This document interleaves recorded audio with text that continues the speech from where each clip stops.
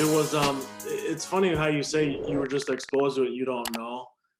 I remember there were times at recess, there'd be some violation of the rules in football, and I'd call it out, and I'm like, "How do you guys not know that this is a rule?"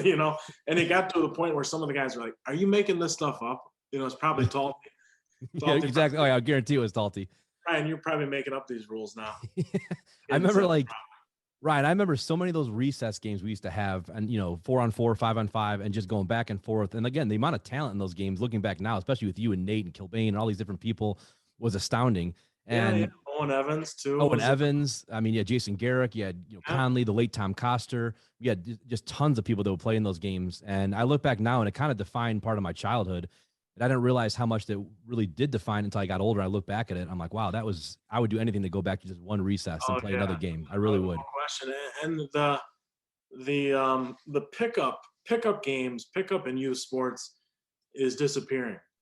And there was a real fine article. I don't know who wrote it or when it was, but everything is so organized now that we're losing some of those things like enforcing your own rules, fair play, a lot of these things that you really grew up learning on the playground.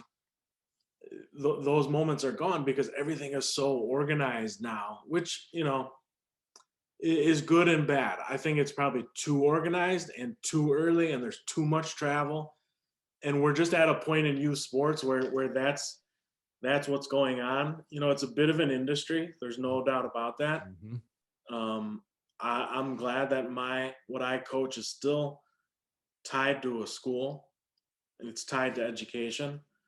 But those are really fine childhood, really moments, not just memories, but kind of formative things. And you compete, and you shake hands, and then you go back to class.